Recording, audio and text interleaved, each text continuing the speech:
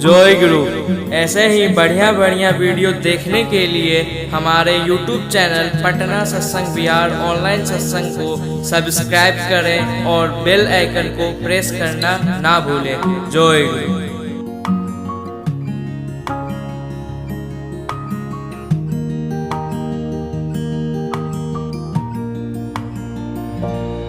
जय गुरु जय गुरु जय गुरु। अब हम बढ़ेंगे। आज की हमारी वक्ता है जिनसे हम लोग याजन सुनेंगे। आज की हमारी वक्ता है दीपा सिन्हा, जो राजू दा की तीसरी बहन है। वो बहुत ही अच्छा निष्ठ हैं। उनका परिवार तो हम लोग सभी जानते हैं और उनसे हम लोग आज सुनेंगे और समझेंगे, और कुछ भी भूल चूक कर रहे हैं तो उसमें भी हम लोग को मदद मिलेगा उनकी बातों को सुन करके। माँ, आपका स्वागत है। जय गुरु। जय गुरु माँ, आपका स्वागत है पटना मातृ जय सम्मेलन गुरु। आवाज आ रही है मेरी? जय गुरु। जी माँ, आवाज आ रही है आपकी। अब माँ हम लोगों को अपनी वाणी से ठाकुर के बारे में बता के उद्बुद्ध करे माँ। हाँ। जय परम प्रियमय श्री ठाकुर अनुकूल चंद जी के चरणों में मेरा कोटि कोटि प्रणाम। परम अध्याय जगत जननी श्री वर्मा के चरणों में मेरा कोटि कोटि प्रणाम। परम पूज्यवाद श्री बौरदा के चरणों में मेरा कोटि कोटि प्रणाम। परम पूज्यवाद आचार्य देव श्री दादा के चरणों में मेरा कोटि कोटि प्रणाम। एवं ऑनलाइन मातृ सम्मेलन में उपस्थित सभी को मेरा आनंदित जय गुरु। आज पटना केंद्र मातृ सम्मेलन में मुझे कुछ ठाकुर जी के बारे में बोलने का सौभाग्य प्राप्त हुआ है, और इसके लिए मैं अपने आप को बहुत ही ये समझती हूँ, और जिन्होंने मुझे ये अवसर दिया है उनका भी धन्यवाद आभार व्यक्त करती हूँ। हालांकि ठाकुर जी के बारे में बोलना बहुत बड़ी बात है, क्योंकि ठाकुर अनंत है और अनंत उनकी कथाएं हैं। जैसा कि हम सभी जानते हैं कि हरि अनंत हरि कथा अनंता, और उसी तरह से ठाकुर अनंत ठाकुर की कथा अनंता है। लेकिन और यहाँ उपस्थित सभी माँ लोग भी बहुत ही जागरूक और जानकार ही है, बहुत ही भक्तिवती माँ है। फिर भी मैं चेष्टा कर रही हूँ और कुछ बोलने की चेष्टा करती हूँ। जैसा कि हम बहुत ही भाग्यशाली है और पूर्व जन्म में अच्छे कर्म किए होंगे, तभी हम लोग श्री ठाकुर जी को पाए हैं और ठाकुर जी का जो सतनाम पाए, ठाकुर जी को पाए हैं। ठाकुर जी की सतनाम पा लेने से हम तो सोचते हैं हम सब कुछ पा लिए, और बल्कि हमें ये सोचना चाहिए कि उनकी दी हुई नीति विधि के अनुसार हम कितना आगे बढ़ रहे हैं, कितना कर रहे हैं। हम लोग जानते हैं कि हम लोग पूजा करते हैं, फूल चंदन बेलपत्र जो भी इसे पूजा करते हैं, लेकिन कभी कभी हम लोग सोचते हैं कि ये पूजा ही पूजा है, लेकिन नहीं। हम लोग को ये ठाकुर जी ये जैसे बता के गए, चरण पूजा नहीं, चलन पूजा। वो वास्तविक पूजा वही होती है जो चलन। अब चलन, हम जैसे जब भी कष्ट में पड़ते हैं ठाकुर को पुकारते हैं, ठाकुर हमारी सुनते हैं और हम कहते हैं ठाकुर हमारे हैं और ठाकुर दयावान है, ठाकुर कर रहे। लेकिन कभी हम लोग अपने में ये झांक के नहीं देखते हैं कि हम ठाकुर के कितने हुए। हम ठाकुर के होने के लिए हमको उनकी जो नीति विधि है उनके अनुसार ही चलना होगा। अगर हम उनके अनुसार चलते हैं तभी तो हम ठाकुर के हो पाएंगे, और उनके अनुसार चलने से ही हम लोग को सभी को, जैसा कि पता है आप सभी को भी, यजन याजन इष्टविति सुस्तेनी सदाचार परायण युक्त होकर के चलना ही तो उनके अनुसार चलना होगा। कहते हैं ना सत्यानुसरण में, जैसा कि ठाकुर जी ने कहा है, सदगुरु शरणापन हो, सतनाम मनन करो, सत्संग का आश्रय ग्रहण करो, निश्चय कहता हूँ तुम्हें अपने उन्नयन के लिए सोचना नहीं पड़ेगा। अभी जो इतनी माँ लोग इतने अच्छे सुंदर ढंग से भजन कर रही थी, सत्संग ही सब कुछ है और उनकी दया ही अपार है, तो ये कैसे कब होगा? जब हम सदगुरु में शरणापन होंगे और सत्संग का आश्रय। अभी आप लोग जो कर रहे हैं, आपस में एक दूसरे को देखे भी नहीं, बहुत अजाना अनदेखा, फिर भी हम लोग अपने एक होकर के मिल रहे हैं। लगता है एक परिवार के सब लोग एक जगह मीटिंग कर रहे हैं, मिल रहे हैं, सत्संग कर रहे हैं। तो ये जो है वो ठाकुर जी की ही बहुत बड़ी दया है। ये कब हम कर पा रहे हैं? जब हम सदगुरु के शरण में आए हैं और उन पे शरणापन हो रहे हैं, तभी तो। और सदगुरु शरणापन होने के लिए हमें और भी बहुत कुछ करना पड़ेगा। हमें यजन युक्त होकर याजन करते हुए, स्तुति करते हुए हमें आगे बढ़ना होगा। हम लोग बढ़ भी रहे हैं, जैसा कि अभी आशापुर शरण माँ ने बताई कि दादा का जो आदेश है, निर्देश है, उनकी जो उनकी जो ये है कि हम लोग दीक्षा बढ़ाएं। तो इसमें हम जानते हैं कि दादा लोग तो बहुत अच्छा काम कर ही रहे, लेकिन माताओं का वही बहुत बड़ा योगदान होता है इसमें आगे बढ़ने के लिए। और इसीलिए तो हम लोग मातृ सम्मेलन करते हैं, साधना दी द्वारा रचित रचना पढ़ते हैं। उसको पढ़ के ही तो हम लोग उद्बुद्ध होते हैं। और उसके लिए हमको जैसे अपने समय अनुसार उषा निशा में हमको नाम ध्यान करना पड़ेगा। जब हम घर के एक घर की गृहिणी ही होती है केंद्र, और जब केंद्र अगर घर में करेगा तो स्वाभाविक है कि उसके आसपास उनके परिवार, उनके बच्चे जरूर करेंगे। तो हमें उषा निशा मंत्र साधन, जैसा ठाकुर ने कहा है, चलते फिरते जब यथा समय इष्ट निर्देश मुक्त करना ही तब। ये हमें इनकी ये वाणी को अक्षर पालन करते हुए हमें आगे बढ़ना पड़ेगा। तभी तो हमारा सही ढंग से ठाकुर की पूजा होगी। और ठाकुर जी बोले याजन सिर्फ उपदेश देकर के नहीं, बल्कि इस प्रसंग में ही याजन है।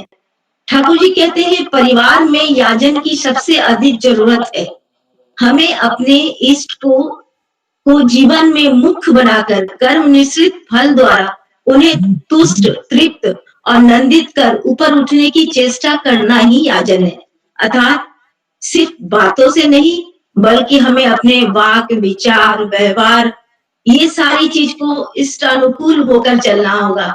और साथ में हमें स्तुति भावपूर्ण होकर के यथा समय पे करना होगा। जब एक घर की एक महिला, घर की गृहिणी वो करेंगी तो स्वाभाविक है कि उनके आगे आने वाले जनरेशन जरूर उसको फॉलो करेंगे। और इसी तरह से स्वस्थैनी और सदाचार हम लोगों को साथ में लेके चलना होगा, तभी तो हम ठाकुर के हो पाएंगे।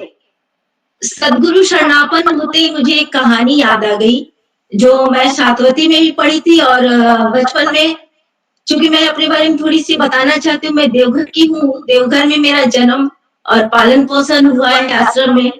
और वहां पे मेरी दादाजी ही मेरे आए थे। और कुछ न कुछ ऐसी छोटी छोटी घटना या बड़ी घटना, बहुत तरह की घटना दादी सुनाते रहती थी। ये बचपन में सुनी थी, लेकिन बाद में फिर सातवती में भी पढ़ी कि सदगुरु शरणापन होने से किस तरह से जीवन क्या हो जाता है। एक बड़ा बड़ा ग्रह भी एक छोटा सा होके निकल जाता है। घटना सहित आप लोग को भी मालूम होगा, फिर भी ठाकुर जी की घटना सुनने और बोलने में आनंद तो आता ही है। मैं वो घटना बताती हूँ। वो घटना लगभग 55-56 की होगी, 1956-57 की। एक नवविवाहित लड़की शादी के बाद आश्रम चली आती है और आश्रम में आकर के बोलती है कि अब मैं ससुराल नहीं जाऊंगी, मुझे यहाँ रहना है। तो ठाकुर जी उसके लिए रहने की व्यवस्था कर देते हैं और उसकी रहने की व्यवस्था कर देते हैं। और फिर वो वहां पे रहने लगती है। उसका दोनों समय आनंद विहार में खाने की व्यवस्था हो जाती है। और बहुत प्यार से बोलते, ठीक है माँ, नहीं जाना है माँ, मांगो ताले थाको एखाने, आप तुम यहीं रहो। कुछ दिन रहने के बाद आश्रमवासी, जैसा कि खासकर महिलाएं, आपस में ये चर्चा करती है कि कैसी लड़की है। और धीरे धीरे वो अपना सिंदूर, चूड़ी, बिंदी सब चीज छोड़ते चली गई कि आखिर क्या बात है। ये लड़की है, अभी इसकी शादी हुई है, जरूर कुछ न कुछ बात है। ऐसा होने से खासकर माताओं में जरा ज्यादा ये उत्सुकता बढ़ती है और नजर भी रहता है। और कुछ इस तरह से सत्संग में उसकी चर्चा ज्यादा होने लगती है लेकिन फिर धीरे धीरे वो जो लड़की थी, नवविवाहित जो लड़की थी, वो युवती आती थी, ठाकुर जी के पास बैठती थी, चर्चा होता था, वो सुनती थी और वहीं पे बैठे रहती थी और फिर वो खाती थी और बस यही उसका दिनचर्या था। धीरे धीरे इस तरह से 6 महीना, 4 महीना, 5 महीना कट गया और कटने के बाद हठात एक दिन उसके सास ससुर आ गए और सास ससुर को आते ही वो पता चला उसे, क्योंकि शायद वो लोग भी दीक्षित ही थे, आश्रम वालों को पता था कि मेरी बहू ठाकुरबाड़ी में आज देवघर में है, और आगे और उसको बोले चलो मेरे साथ। तो वो लड़की पहले तो खूब तैयार व्यार हो करके ठाकुर प्रणाम करती है और अपने सास ससुर को प्रणाम भी की और ठाकुर प्रणाम करती है और बोलती है, ठाकुर अब मुझे जाना है, मैं अब ससुराल जाऊंगी। तो ठाकुर जी बहुत खुश होते हैं और उसकी वेशभूषा देख के भी बहुत खुश होते हैं, बोलते हैं ठीक है जाओ और अच्छे से रहना, आए हैं सास ससुर लेने तो जाओ। वो फिर चले जाती है। उसके बाद उसके जाने के बाद कैसे तो उसकी कुंडली पहले से ही शायद जन्म का समय ये सब रख दिया गया था या ले लिया गया था, क्या कुछ भी हो, उसकी कुंडली देखी गई तो पता चलता है कि शादी के बाद तुरंत उसे विधवा योग था, उसे 6 महीना विधवा योग था और वो क्योंकि वो दीक्षित थी और इसीलिए उसे कहां से उसे एक बुद्धि आ गई, वो आ गई देवघर में और आके रहने लगी और इस तरह से अपने आप को पूरी तरह से समर्पित कर दी। तो सद्गुरु शरणापन यही तो होता है कि कितना बड़ा एक घटना और एक छोटे से ये हो करके वो पार हो गया और वो जो उसका जो उस तरह से वेशभूषा बनाना, ये तो ऑलरेडी वो कट गया। हम लोग समझ नहीं पाते हैं, हम लोग तो जो देखते हैं और ठाकुर जी की जो नजर होती है वो उनकी नजर से देखते हैं और उस चीज को करते हैं, हम लोग उस चीज को समझ नहीं पाते। तो इस चीज को समझने के लिए हमें क्या करना होगा, हमें नाम ध्यान खूब करना होगा। हम जितना ही नाम ध्यान करेंगे उतने ही हम और अंदर हम ठाकुर जी को की हर बातों को हम फॉलो करेंगे। हमारे अंदर जो हमारी जो वृत्ति है उसको नियंत्रित वो हम करेंगे और जब हमारे अंदर वृत्ति प्रवृत्ति नियंत्रित होती है तो हम स्वाभाविक है हम कोई काम गलत कर ही नहीं पाएंगे, कहीं ना कहीं हमारा सब अच्छा ही होते जाएगा। अगर ऐसी छोटी छोटी बहुत सी अपनी लाइफ में देखने को मिलती है कि बहुत सी ऐसी घटना होती है जो कि लोग समझ नहीं पाते और हम लोग के दिमाग में फट सा आ जाती है कि ये चीज यहाँ पे ये सही है।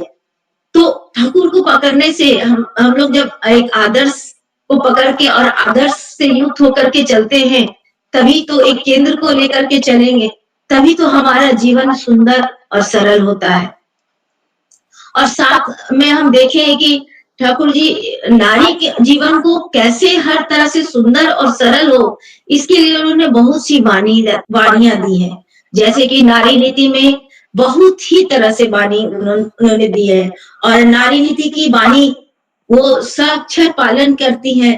चूंकि मातृ सम्मेलन है तो बड़मा जो उनकी लीला संगिनी, जीवन संगिनी, साक्षात लक्ष्मी स्वरूपिणी बड़मा थी, उनकी बहुत ऐसी घटना है जो आप लोगों ने सुनी है, पर हम चूंकि जिस घर में हम भी जहाँ पे मैं हूँ और मेरे पिताजी ने खुद अपनी आंखों से बड़मा को बहुत सी ऐसी घटना, शायद लालटेन वाली घटना हो या वो यात्रा पार्टी वाली घटना हो, वो सब वो बड़मा पिताजी ही थे वहां पे। और जब पापा जी ये घटना को बताते थे तो वो भाव में बता नहीं सकती। इस तरह से घटना बड़मा का नारी नीति की हर वाणी का सच्चर पालन करना, बड़मा का के हर चीज को, जैसे नारी नीति में 8 वैशिष्ट ठाकुर जी ने जो दिए हैं, निष्ठा, धर्म, सेवा, नारी की जो 8 वैशिष्ट होता है, सेवा, सुरक्षा, सहायता, संरक्षण, प्रेरणा और प्रजनन, ये सारी वैशिष्ट की परिपूर्णी थी जगत जननी बड़मा। और हमें उनकी घटना से हमें बहुत कुछ सीखना चाहिए। और मातृ सम्मेलन का मतलब तो यही होता है, मातृ सम्मेलन का मतलब ही होता है कि हम माँ अगर चाहती है कि एक माँ चाहे तो एक देश को अच्छा बना सकती है, उसके लिए क्या करना होगा। एक सुसंतान बनाने के लिए माँ का ही मतलब अगर कहा जाए तो 16 आना में 12 आना तो माँ का ही हाथ होता है। और इसके लिए हमें बचपन से ही उस तरह का संस्कार की जरूरत होती है। और वो संस्कार हम पाते हैं कब, जब हम पूरी तरह से सदगुरु शरणापन ठाकुर के शरण में हम आते हैं। बचपन में, चूंकि मेरा बचपन देवघर में बीता और ठाकुर जी मेरा नाम दीपा सुंदरी है, ठाकुर जी द्वारा नामकरण तो हुआ, लेकिन मुझे ठाकुर जी की पूरी मतलब वो समय जीवन समय का मुझे याद नहीं है। लेकिन माँ से या पिताजी से या और भी दादाजी दादा से भी मुझे याद नहीं है। दादी से सुनती थी कि उनकी आंखों में जो चमक होती थी, ठाकुर जी की आंखों में जो चमक होती थी, वो चमक कभी कभी अद्भुत होती थी। माँ बताती है कि अचानक हठात ठाकुर बैठे हुए हैं और उनकी आंखों से डर डर डर आंसू गिरती थी और उसका पता चलता था कि कहीं पर उनका कोई भक्त को कष्ट होता था, वो रोते थे। ऐसी बहुत ही घटना है। और कभी कभी वो अपने आप हंस रहे हैं, कभी वो अच्छा कुछ उनका होता था, किसी अपने भक्त का होता था, वो उनके चेहरे पे मतलब हर क्षण एक परिवर्तन होता था। जो लोग वहां पे बैठते थे उस चीज का अनुभव ये करते थे। तो ठाकुर जी की तो मुझे उतनी सिर्फ सुनी हूँ। बौद्धा का श्रवण करने मिला है मुझे। बौद्धा बचपन में, जैसे कि आप सभी जानते होंगे, नाट मंडप का वहां पे सत्यानुसरण पाठ होना और हर दिन प्रार्थना में आना, सत्यानुसरण पाठ होना, पाठ का विश्लेषण करना। अभी जो सातवती में सत्यानुसरण का जो विश्लेषण आता है वो ठीक उस समय का ही आता है। बहुत सारे हर वो दिन होता था, 3 लड़की और 3 इधर लड़के लोग एक एज अनुसार, एक लेवल अनुसार, चाहे वो 5 साल के बच्चे हो या 8-10 साल के बीच के हो, इधर भी 5 बच्चे हो, लड़के हो लड़कियां हो, या कभी कभी माताओं लोग का होता था। तो इस तरह से एक सतीशता थे वहां पे, वो बता देते थे एक दिन पहले कि आज सत्यानुसरण पाठ तुमको करना है, तुमको करना है। सब अपना अपना सत्यानुसरण किताब लेके जाते थे और इस तरह से सुबह सुबह होती थी और साथ में नाश्ता की व्यवस्था होती थी। वो प्रसाद, वो तो अमृत, उसका तो अभी भी लगता है कि वो कभी कभी लगता है कि वो कहाँ का प्रसाद था। किसी दिन वो सुबह सुबह ही खुशबू प्रार्थना के जाने के टाइम में वो घर के बगल में मशीन मंगाया गया था जिसमें कि वो पूरी घी का शुद्ध लूची और सब्जी, किसी दिन हलवा, किसी दिन पूरी के साथ किसी दिन खूब आलू कोहड़ा का सब्जी, इस तरह से किसी दिन दाल। और जहाँ प्रार्थना होता है वहां पे बैठा करके बौद्धा वहां पे देखते थे, सब लोग बैठ के खाता था, दोना में मिलता था, प्रसाद खाते थे। तो बौद्धा का जो बच्चों के प्रति प्यार और हर को क्या चीज की जरूरत है, कैसे चल रहे हो, कैसे पढ़ाई चल रही है, घर में कैसे किए हो, ये एक एक चीज जो बौद्धा बोलते थे, पूछते थे। और कभी किसी से पूछे कि आज कितने बजे उठ गए, अचानक हठात किसी तरफ चेहरा देख करके पूछ बैठे। नाट मंडप आज जाती हूँ तो पूरी सीन एक ही बार में क्रिएट हो जाती है और वो आगे बैठने की होड़ सी कि बौद्धा मेरे तरफ ही देखे, अगर मेरे तरफ आज देखे तो अपने आप को धन समझ के, ऐसा होता था। कभी कभी तो ऐसा होता था कि नाट मंडप के अंदर उसके अंदर जहाँ चौकी के बगल में बैठ जाना। एक बहुत सी ऐसी घटना है जो मतलब मैं बयान नहीं कर सकती किस ढंग से उस तरह का अनुभव होता था। तो उस समय हठात पूछ बैठते थे कि नाम ध्यान कैसा होता है, कितने बजे उठे हो, कैसे नाम कर रहे हो, या मान लिया जिसकी दीक्षा भी नहीं हुई है, ये नाम पाए हो, कौन दिया है, घर में माँ के द्वारा हुआ या फिर पढ़ाई कर रहे हो, कैसे कर रहे हो। हम लोग की जैसे परीक्षा होती थी तो प्रार्थना के बाद, शाम की प्रार्थना के बाद होता था कि जो लड़कियां थी, छोटी छोटी बच्चियां थी, माला बना करके ठाकुर वो घर में रख देते थे और प्रार्थना के बाद हाथ में माला लेकर के लाइन से और बौद्धा के पास नाट मंडप में आते थे और दुलालदा जो थे वहां पे एक एक माला को बौद्धा माथे से लगा के प्रणाम करते थे और एक एक माला को फिर वो दुल्हन के हाथ में देते थे। और जितने घर घर में जितने फोटो है या फिर अगर बड़ा माला बना, पहले ठाकुर जी का शिव विग्रह की जगह पे वो फोटो वाला था, उसमें डाला जाता था। सब हम लोग खुश होते थे, आज मेरा माला वहां गया, वैसे गया। और जिसकी सुंदर माला होती थी वो बोर्डा, वो माला देख करके वाह खूब भालो। जो बोलने का जो होता था, बहुत हिम्मत करके एक बार मैं भी ये कही, सुबह सुबह प्रार्थना के समय में सुबह सुबह उठ करके, क्योंकि वो टगर फूल होता है ना, टगर फूल उजला वाला जो थूक वाला, वो फूल वो पीछे तरफ जाकर के यति आश्रम के बगल से रास्ता, वहां पे एक टंकी पे चढ़ के हम लोग माला फूल बहुत से इकट्ठा किए और घर में आके दादी की सहायता से उसको माला बनाए। बहुत बड़ा माला अपने हिसाब से तो लगा हम बहुत अच्छा बनाए, लेकिन जब वो फिर शाम में जाकर के उसको खूब अच्छा से पानी का छींटा कपड़ा से ढक के उसको रखे वहां पे भोग घर में। और जब प्रार्थना खत्म हुआ, माला लाइन बना करके गए। आज बहुत खुश कि आज मैं भी माला लेके चली हूँ बौद्धा को। लेकिन जब सबका माला देखे तो अपना माला लगा बहुत ही साधारण। बाकी सबका इतना सुंदर सुंदर माला, बकुल फूल का माला होता था, टगर फूल का माला होता था, उसमें पत्ता डाल करके बनाते थे। अपनी माला देख करके लगा कि मेरा माला तो उतना अच्छा है नहीं। फिर भी बोर्डा के पास लेके गई, बोर्डा माला लेकर के ही बोले भालो, खूब भालो। बस फिर क्या था, मेरा पूरा दिन भर का मेहनत सार्थक हो गया। और बोर्डा के माला लेकर के प्रणाम किए और फिर वहां से हम लोग अपना कूदते फांदते देखे कि दुल्हन के पीछे कहाँ कहाँ माला लग रहा है। तो ऐसी छोटी छोटी घटना आज, क्योंकि सरंदा ने मुझे बोला है कि बहुत समय आप एक एक चीज बताइए, तो इसलिए मैं थोड़ा डिटेल में बता रही हूँ कैसे वहां बचपन में कैसे होता था। तो वो लेकर के माला लेकर के फिर प्रार्थना के पहले 4 बजे आते थे बोंडा, और प्रार्थना के 1 घंटा पौन घंटा पहले उस समय भी हम लोग चले जाते थे। लेकिन वहां पे उसमें बैठते नहीं थे बच्चे लोग। जो है जहाँ अभी पीछे तरफ बड़मा के पीछे जहाँ वो दोल उत्सव सब होता है, वहां पे हम लोग कबड्डी खेलते थे। और कबड्डी खेलते थे और कभी कभी इतना ज्यादा चिल्ला होता था बोंडा, वहां से दुल्हन बोलते थे कि आस्ते। बोर्डा जानते थे सब बच्चा खेल रहा है, बच्चों को खेलना भी है, पढ़ना भी है, नाम ध्यान करना भी है, और सत्यानुसरण ठाकुर जी की किताबों भी पढ़ना है और खेलना भी है। ये नहीं होता था कि आश्रम में हम लोग ठाकुरबाड़ी में खेल रहे हैं। बुढ़ी बसंती, बुढ़िया कबड्डी जिसको कहते हैं, वो खेलते थे, कबड्डी खेलते थे। और जब जोर से जब ज्यादा चिल्ला हो जाता था, कुछ लड़ाई झगड़ा, तो दूल्हा आकर के इशारा करते थे कि उन लोग को थोड़ा धीरे खेलने बोलो। लेकिन खेलना है, खेलना भी है। और साथ साथ फिर साल में एक बार वो रेस सिस्टम भी होता था। तो ये सारी चीज जो थी, सब चीज को देखते हुए बोंडा सबको कैसे आगे बढ़ाना है। फिर ठाकुर के शरण में, ये नहीं कि हम बोंडा के पास आए हैं तो बैठे हैं तो बस बैठे ही हैं। उसमें भी वो एक आनंद होता था। कभी कभी वहां पे सिनेमा दिखाया जाता था नाट मंडप में।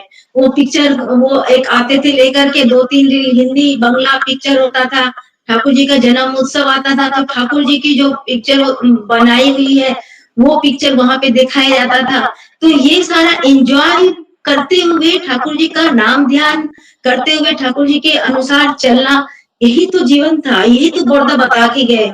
और इतना ही नहीं, अब जब गर्मी छुट्टी आई है तो बच्चों को लेकर के बस में वो लेकर के वो जाना, कहाँ जाना, मुर्शिदाबाद, रामपाड़ा। हम एक बार वहां भी जाने का मौका मिला। फिर एक बार पिकनिक, जो भीम बांध खड़गपुर के पास गर्म पानी का है, किस तरह से वहां पे पिकनिक जाते हैं लोग, और पिकनिक में कैसे वहां भजन कीर्तन हुआ, फिर आनंद भी करो। मैंने ये नहीं कि बस जा करके बैठो, ये सारी चीज को ध्यान रखते हुए ये बोर्डा चलते थे।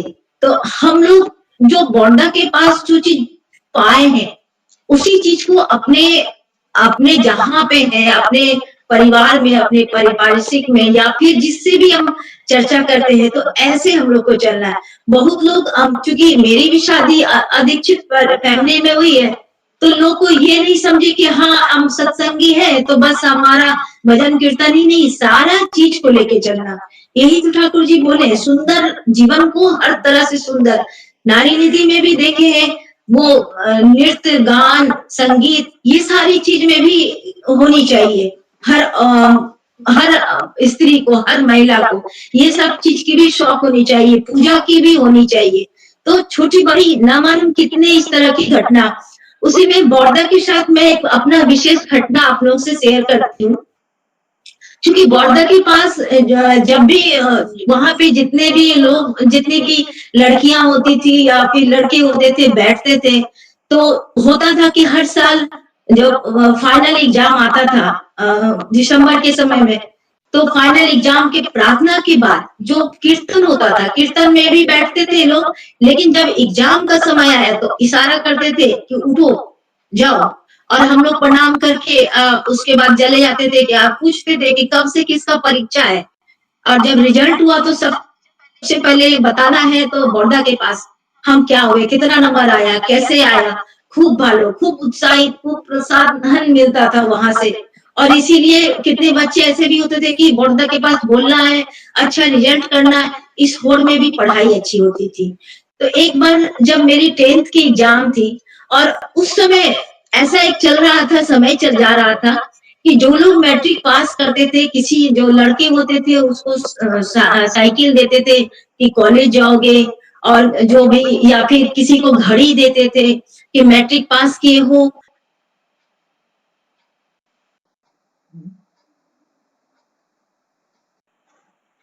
तो इस तरह।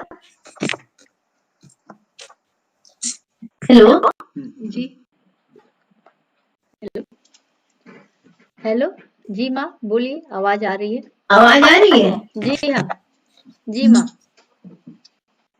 हेलो हेलो माँ, हेलो आवाज आ रही है? आवाज आ रही है? जी माँ आ रही है।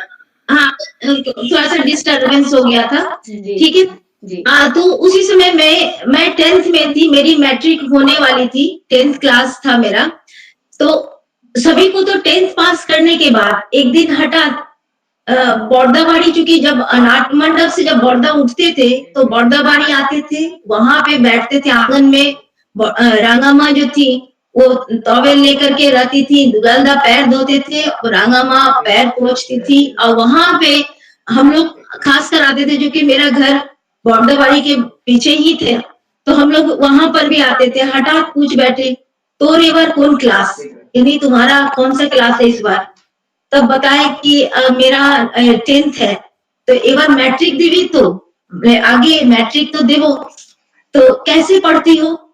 तो बोले कि सुबह में दादी उठाती है, प्रार्थना के पहले पढ़ते हैं, उसमें पढ़ते हैं, फिर सुबह में फिर प्रार्थना में आते हैं, और उसके बाद फिर नाश्ता वास्ता के बाद स्कूल जाते हैं, स्कूल से आते हैं, फिर ठाकुरबाड़ी में खेलने आते हैं, फिर प्रार्थना में बैठते, पूरी रूटीन जान लिए। तो घड़ी देख के पढ़ती हो? हम बोले कि घड़ी तो देखते ही है, वो बॉल घड़ी होता है, वो घड़ी देखते हैं। तो तुम्हारे हाथ में घड़ी है? नहीं, मेरे हाथ में तो घड़ी नहीं है। तो बोले ठीक है, आज 11 बजे आना, क्योंकि वो गर्मी का मौसम आ गया था, अप्रैल मई का मौसम था, और मेरी 10th क्लास शुरू हो गई थी, मतलब वो 10th अभी देना था, मुझे मैट्रिक देना था। तो बोले कि घर पे आना, घर पे बॉर्डा के रूम, जहाँ पे अभी आप लोग देखते होंगे बॉर्डाबाड़ी में, जहाँ उनकी फोटो ठीक पीछे तरफ से आंगन होते हुए, जब वहां पे गए, रांगामा है, रांगामा बोलती कि तो लालेर में इसचे, तो हमको फिर अंदर जाने बोली। गर्मी का मौसम था, और चूंकि रूम चारों तरफ से बंद था, डार्क था, एक बल्ब जल रहा था, और रांगामा बोली आए अंदर। एक वो तिरछे करके लेटे हुए थे बॉर्डा, और माथे की तरफ हम जाके बैठे, देखिए हमको उठा करके, ऐसी चीज बॉस बैठ गए उनके माथे के पास। उसके इशारा से अशिदा को कुछ बोले, और वो अंदर से तब तक लाने गया। तब क्या देख रही हूँ कि बॉर्डा जो तकिया पे लेटे हुए एक किताब पढ़ रहे हैं। वो किताब क्या है? चंपक है। चंपक हम लोग जानते थे, बचपन में हम लोग चंपक बहुत पढ़ते थे, आपके बच्चे नहीं पढ़ते होंगे। हम लोग उसमें चंपक या कार्टून किताब या ये सारी चीज, चंदा मामा, ये सब पढ़ते थे। और चंपक में तो सारा जानवरों का ही कहानी है, और बॉर्डा बंगला में चंपक पढ़ रहे हैं। वो देख के बहुत आश्चर्य हुआ कि चंपक पड़े और कभी कभी मुस्कुरा भी रहे। बहुत देर मतलब 5-7 मिनट वहां पे उस तरह से बैठे हुए, और क्योंकि वो चंपक का किताब ही मुझे नजर आ रहा था, और क्योंकि बोर्डा के सर के नीचे वहां पे बैठी हुई थी और वो किताब बार बार देख रहे थे, और उसके बाद थोड़ी देर के बाद आए उधर से वो आशिदा जो भी वहां पे रहते हैं वो लेकर के आए, जिसमें एक पैकेट और एक घड़ी का डब्बा। वो पैकेट में क्या था, वो पैकेट निकाल के जब दिखाया गया तो उसमें 6 साड़ियां। अब मुझे आश्चर्य हुआ क्योंकि वहां पे देवघर सत्संग में उस समय जितनी भी लड़कियां होती थी वो सब साड़ी पहन के आती थी 8-9 से ही, और मैं फ्रॉक पहन के जाती थी। लॉन्ग फ्रॉक होता था, माँ ही सिलाई करती थी और फ्रॉक पहन के जाती थी, ये मुझे ध्यान नहीं रहा। বড়দা বলে দেখ শাড়ি আছে, দুটো শাড়ি বাড়িতে পরবি, দুটো ঠাকুর বাড়ি পরে আসবি, দুটো পরে এটা রেখে দিবি, कॉलेज जाबी। मतलब 2 साड़ी तुम आश्रम पहन के आना, 2 साड़ी तांत की थी, 2 साड़ी सिंथेटिक थी, जो बोले थे कॉलेज जाना। वो मैंने कितने अच्छे से बता के गए कि ये कॉलेज के लिए, और 2 साड़ी थी वो कॉटन सूती थी, वो बोला घर में पहन। आश्चर्य हुआ और मुझे खराब भी लगा कि मैं फ्रॉक पहन के जाती थी, शायद मैंने कितना ध्यान। और उसके बाद वो घड़ी, HMT तारा घड़ी, HMT तारा, वो घड़ी निकाल के बोले अब इसको पहनो। जब पहनी घड़ी को तो चूंकि मैं दुबली पतली थी, मेरे हाथ में घड़ी एकदम, बोले की रोगा रे, हाथ था तो भीषण पातला। रांगा माँ भी वहां पे थी, बोली कि फिर बोला गया इसको कटवा करके नाप बता दो, उसको काट करके इसको फिटिंग कर लेना। उसके बाद वहां पे जो बैठे, जो बड़दा के पास जो देख रही थी, जो पहले स्विच बताए वो पूरा रूम अंधेरा था, एक बल्ब जल रहा था उनके सर के पास जो जिससे वो पढ़ाई कर रहे थे, और जब लाइट जलाने के लिए बोले उसके पहले, वो जो पैकेट दिखाने के पहले, तो जिन्होंने लाइट जलाया खट से एक आवाज हुआ स्विच का।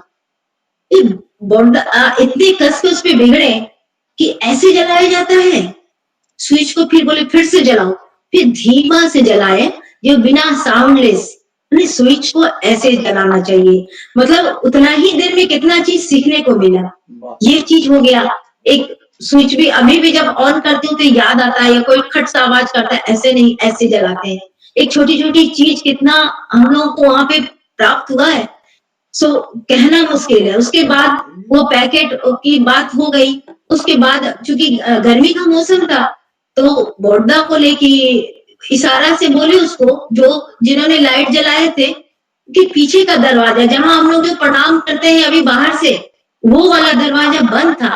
बोले तुमको तो नजदीक होगा, तुम ये दरवाजा खोलने के लिए बोले। उसको बोले कि दरवाजा खुले दे, शायद वो सुन नहीं पाया।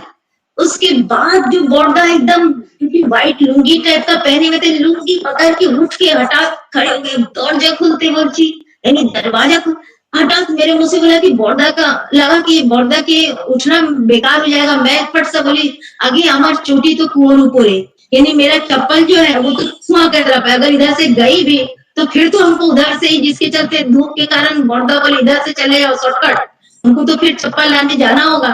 फट से मैं बोल दी कि हमार चोटी तो ओखन है, तो अच्छा अच्छा वही ठीक है ताले चा, कितने प्यार से। और ये उसके बाद उधर से चप्पल लेकर के ये आई वो घड़ी ही नहीं थी, वो मेरे जीवन की वो घड़ी थी, जो मेरा हर चीज उनके आशीर्वाद से हर चीज समय पे होता है। हर चीज, चाहे मेरी जितनी भी विपरीत परिस्थिति हो, कुछ भी हो, लेकिन हर चीज समय पे होता है। वो घड़ी नहीं, वो घड़ी एक आशीर्वाद थी। ये बड़दा का दिया हुआ एक आशीर्वाद जो मेरे साथ जीवन भर मेरे साथ रहेगा, वो घड़ी ही नहीं।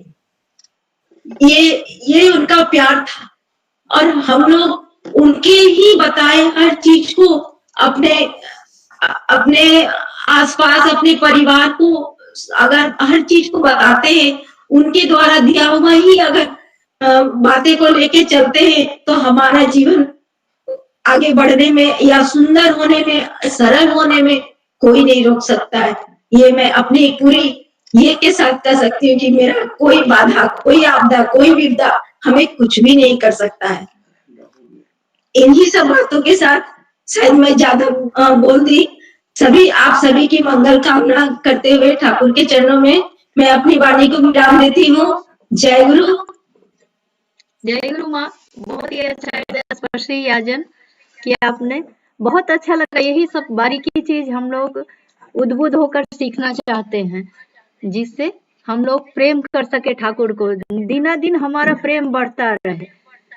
लेकिन हम लोग क्या चाहते हैं ठाकुर से? धन दौलत रुपया पैसा ऐसो आराम, ये नहीं, हमें उनका प्रेम चाहिए। आपने जिस तरह से रखा अपनी बातों को, हम लोग बहुत उद्बुद्ध हुए, बहुत अच्छा लगा माँ, और हमारा प्रेम बढ़ गया, बहुत ही अच्छा लगा माँ। जय गुरु माँ। अब हम लोग प्रार्थना करेंगे।